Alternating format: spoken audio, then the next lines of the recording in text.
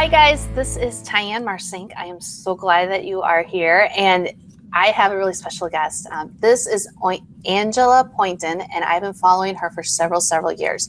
So I was super duper excited that she agreed to come do an interview. And you know, it's one of those things where you're following somebody, you just love their work, and then you get a little starry-eyed that they get to come talk to you. So I'm so glad to share Angela with you. She is a professional photographer from Philadelphia, Pennsylvania, and she's also a professor at Drexel University, and she teaches photography and marketing both. So she has some really cool things to talk to us about today. Hey, Angela, how are you? Hey, Tyann, thank you for having me. I'm well.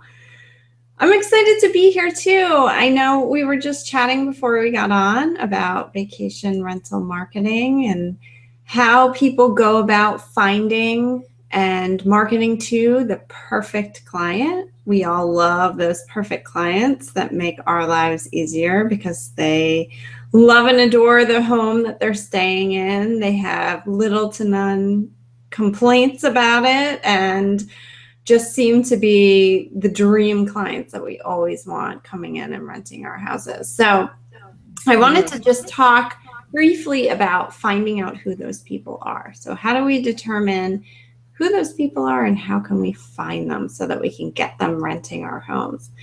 One of the things I like to do whenever I'm working with somebody new, meaning new to me, and I'm just learning about their business, is go through an exercise called a persona definition. So defining who that perfect client, that perfect customer might be. Now, some of the people watching this, you might be thinking, well, I already know who that is. For others, it might be a little bit more challenging. Perhaps you've rented to all different types or you don't really know who those people are yet. And I can tell you, I haven't done a worksheet.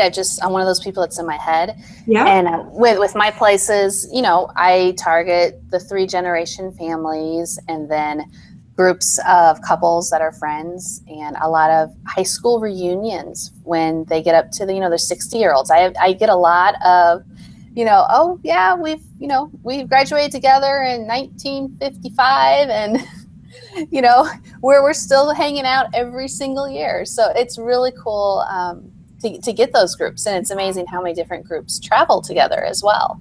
Yeah. Yeah, absolutely. And so, you know, you can almost visualize who those people are. And you listed, if I heard correctly, 3. And I think one of the challenges, and I'll share this as you all start thinking about who is my ideal customer, who do I want renting my home, you might think about a few outliers, and that often confuses us. For example, oh, well, one time I had, 3 young girlfriends rent my home. That's an outlier. If it was one time or 2 times, and you're trying to mush them into the mix of who you're marketing to, an outlier isn't necessarily an ideal customer. So when you're thinking about who your ideal customer is, you really want to try to dismiss those outliers and think about who the perfect person is to rent that home. What do they look like? What are they into? What photographs are going to inspire them and make them absolutely have to rent that home? However, I will say that sometimes the outliers are the inspiration. For example, if you've been renting your home to the same types of people, but you see that that trend is dying down and you need to change, or if you've rented your home to the same types of people and they're problematic for you, they either complain or they're notorious for causing damage or whatever might be causing you to want to change and shift. Some of those outliers can be an inspiration because you can say, well, this group that rented a year ago or just last month, they were fantastic. I think I want to explore marketing to them more. So you can define a persona strategically for those outliers if they are, in fact, the direction you want to move in. Great. I love that concept because it's always changing. I mean, society's changing, the groups are always changing, and we do sometimes get stuck in, okay, this is what's always worked, but it's not working now. And then you don't know where to go. And pivot, figure out where else you can go. Love that. Yes, absolutely. Yeah. So once you figure out who that persona is for you, whether you're staying the course and you know who they are, or if you're shifting gears and marketing to a new audience, the next step is figuring out what are they into and what's going to, again, inspire them to rent your home. There's a variety of things. I know this is a lot of what you specialize in, Tyann, that you can do within photography to make them look at those images and think, I have to have this home. This home is better than the others that I'm looking at. It creates that emotional connection to something that is very intangible. They've never been there at that point. There's also things that you can do in the description of the home. If you know that typically reunions like to do bonfires outside, for example, or if you're going through to a younger group and they like to do cornhole in the driveway, things that typically get done at your home by your target persona group, talk about them in the context of the copy describing your home. Help them create this imaginary vacation or time away with loved ones, doing the things that those groups enjoy doing. Wow, that is awesome advice. So Angela, so bring it even, narrow it down more. I know recently you traveled and you went to a vacation rental. So when you were looking for that vacation rental, is there anything in that listing particular, in the photos, that really drew you to it? Because you talked about how we can use the photos to draw a particular guest in. What drew you to the one that you stayed? Yeah, I've rented a number of homes for vacations or even just business travel where I was looking for something different than a hotel. In particular, a expensive conference hotel that was cold. I often try to do a home-based rental or a condo or something like that if I'm doing business travel. But my most recent travel experience was just the other week. We went to the beach in Delaware, not too far from here, about 3 hours away.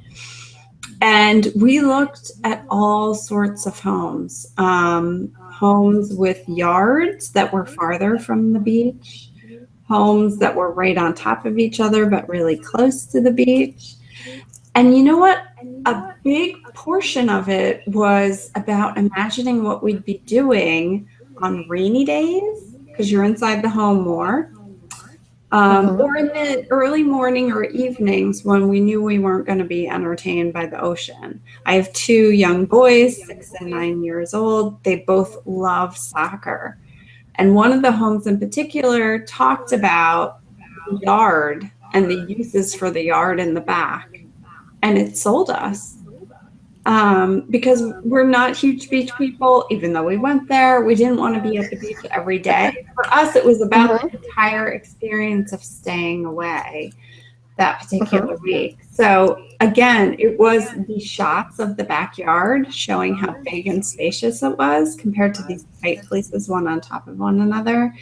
And the copy about, the game equipment that was coming with the rental and helping me visualize playing with my children in that backyard sold us.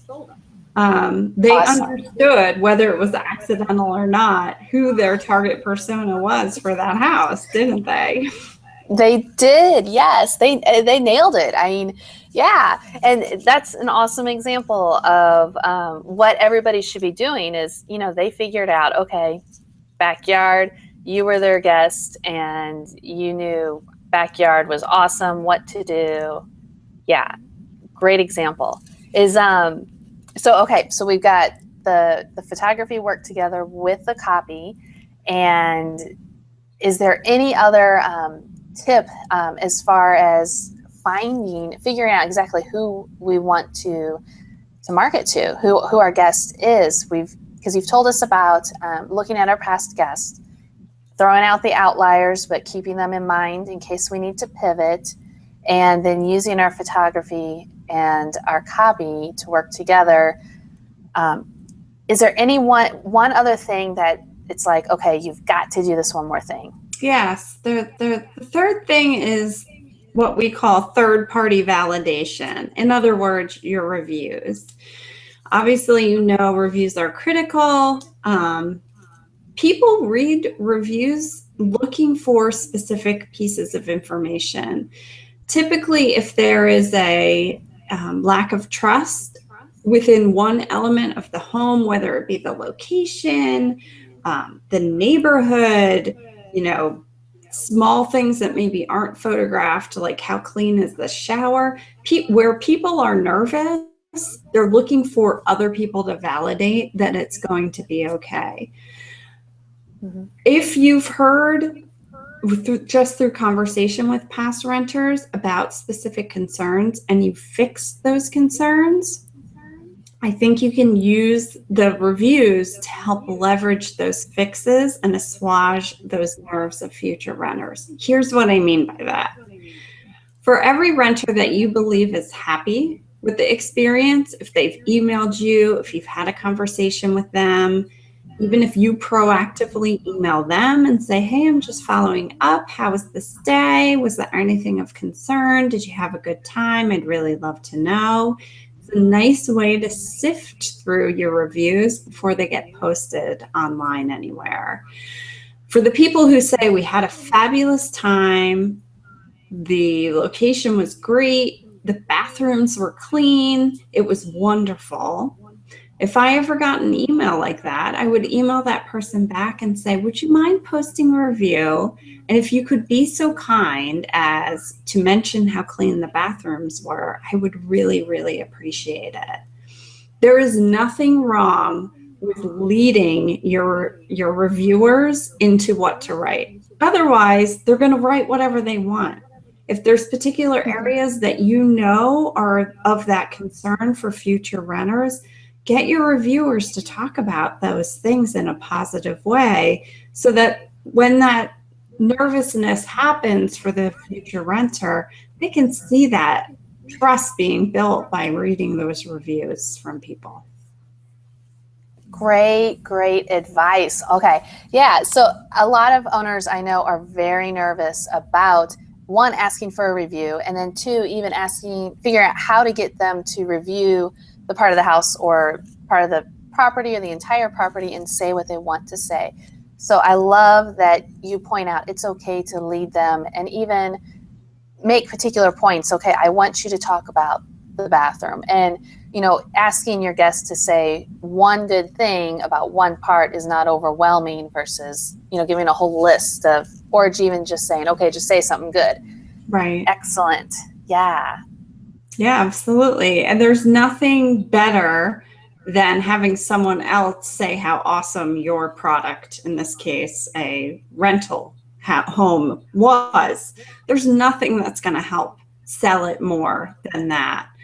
You can have great photography, which is, you absolutely should. You should have great copy. If you have those two things and you have reviews talking about how wonderful the rental was because of X, Y, and Z, what could be better as far as your marketing goes? Exactly, which is a full calendar, right? Yes, exactly.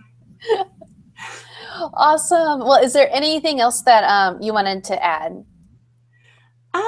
Just if you're looking for, more marketing and overall business advice, I offer that every week. Every Tuesday, I have an email and blog that goes out that is completely free. You can sign up on my website at handselectyourclients.com. I'll be honest, it's not targeted at people looking to rent their vacation homes. It's more broad-based general marketing and business advice.